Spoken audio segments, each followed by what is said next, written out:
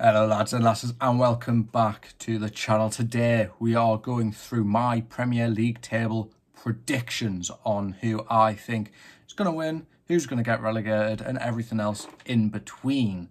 Now, some of these teams were very easy to decide and my reasoning for others doesn't make a lot of sense, but that is how this channel works. It doesn't matter. I do what I want. Pretty much that's that. I will either tomorrow or, well, probably tomorrow, have a Newcastle United specific prediction out. Today we are just doing the entire Premier League table.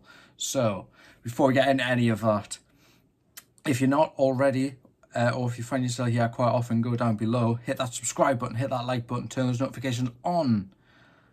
Without wasting any more time though, let's get into these probably awful predictions.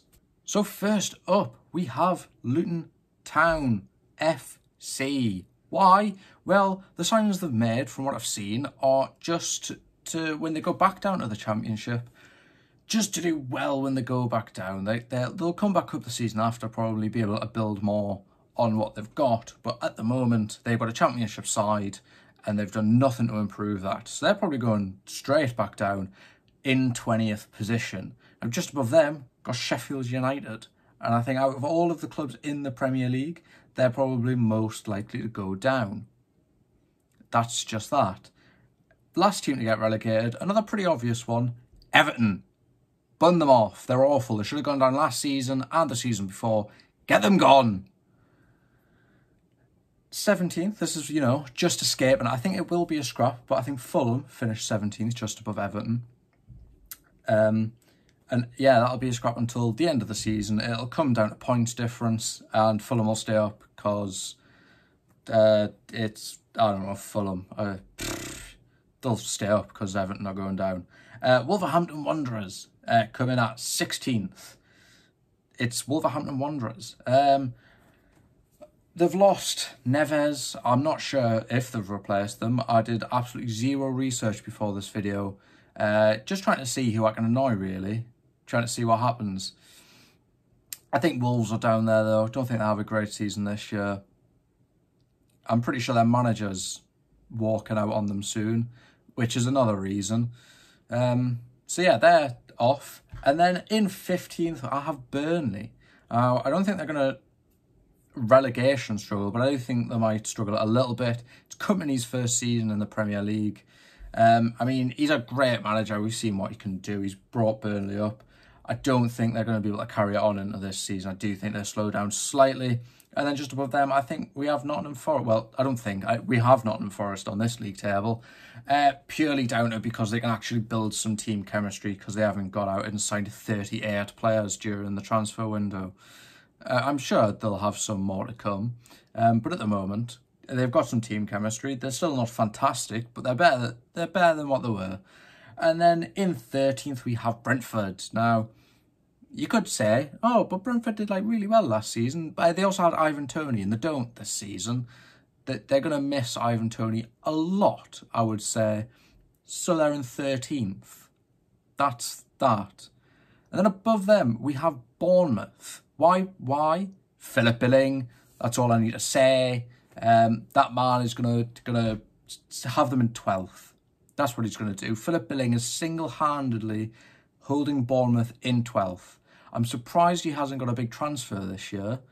And I would take him at Newcastle because apparently we're still looking for midfielders for some reason. We've got enough, but we need more instead of other positions. I'll talk about that in a different video if you want to go watch it. But yes, Philip Billing is Bournemouth's just pride. Everyone should love Billing. I think he's fantastic. I'm surprised he's not English with the first and second name of Philip Billing. But he's Danish. Fair enough. Bournemouth in 12th. In 11th, I have West Ham. They have made absolutely no improvements and they have not signed a Declan Rice replacement. That is a big hole to fill. I would expect at least 2 signings there, and they have made 0. So they're finishing second half of the table, but still pretty okay, I think. I mean, they've still got some decent players, but I think that right hole is a massive hole that they still haven't filled. I think David Moyes is probably gone before Christmas. In 10th, we have Crystal Palace, because they are the most average team in the Premier League. Zaha's gone, but I don't think that changes how average they are. I think they stay average. As long as they can keep the likes of Elise and Eze, they will be another... they'll be average again. They'll finish 10th. Bob's your uncle. Here we go. 9th is Brighton. I don't think De Zerbi ball works this year. I think it has a little bit of a dip. I wasn't too impressed with them in the pre-season game Newcastle played against them in. Although I wasn't quite impressed with us either. But yeah, I don't think they have a fantastic season, and they're finishing 9th. And just above them is Aston Villa. They have European football this year, and I don't think they quite cope with it as well as they think they might. Just like Newcastle in a lot of competitions, Aston Villa finished 8th because of it, just outside of the Conference League though. I do think that'll be another fight until the end of the season. Same with Brighton. I think it'll be very close for 7th. I do think Tottenham finish in 7th though, with Postecoglou coming in. They've signed a centre-back finally. Providing Kane stays, they finish 7th. If not, I would probably swap them and Brighton. Well, not direct swap. I move Aston Villa and Brighton up a space, put Tottenham down to 9th. There we go. The English words. So yeah, Postecoglou coming in, I think, really helps them.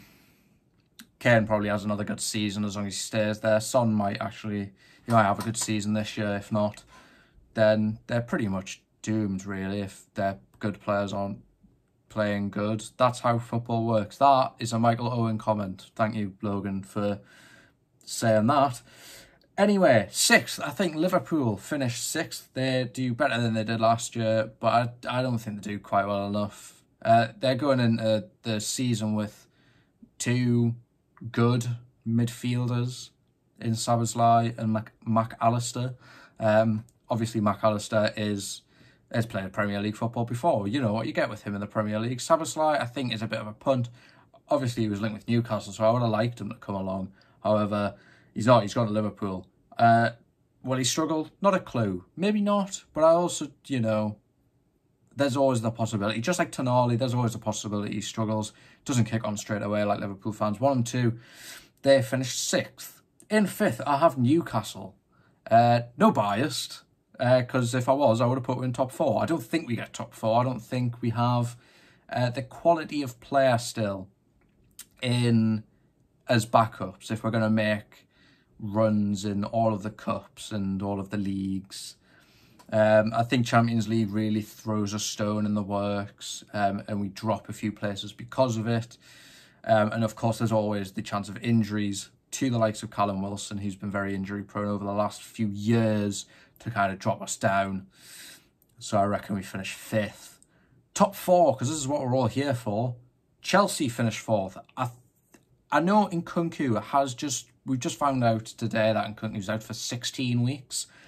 I think Nicholas Jackson makes up for that. They don't have European football this year, I don't think, so they don't have that to worry about. So they've just got 2 cups and the league they have to make a run in. And Pochettino is a fantastic manager. So I think Chelsea do get Champions League football back again. And then just above them is Arsenal. Could have won the league last year, bottled it. I reckon they'll bottle 2nd this year, drop down to 3rd. Yeah, nothing much to be said. I mean, they could win the league with the team they have. They won't, obviously. There's only one team winning the league, as always. They could have won the league, but they won't. Something will fall apart again. Mikel Arteta will not win anything this season, I don't think. Overhyped, I reckon. I'll eat my words if he wins a trophy other than the Community Shield, the European Cup or the Premier League, or one of the 2 cup competitions we're in. One of them 4 he can win, and I'll munch on some words. Everything else doesn't count. Second, I have Man United. Don't know why. Feel good about them. They've gotten the striker they've been missing for a while. I don't think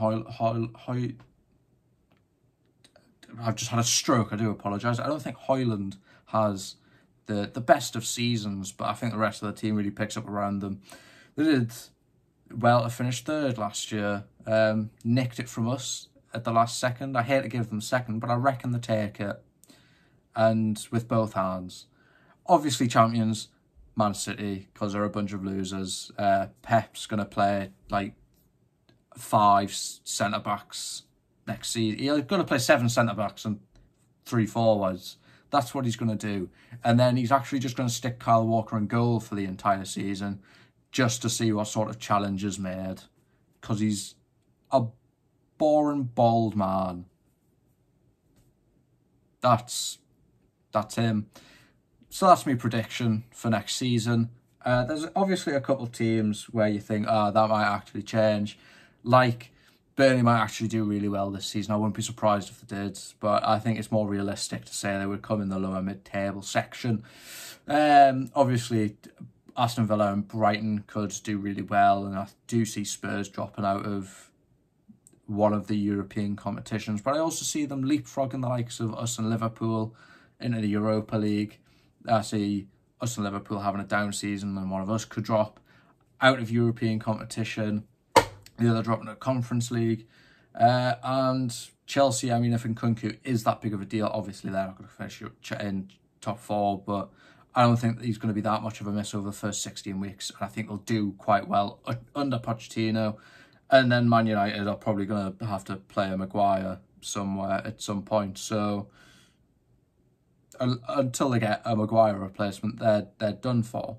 If they bring in someone like Todibo, who I've been saying Newcastle should bring in for weeks now, they're probably Champions League again, yeah.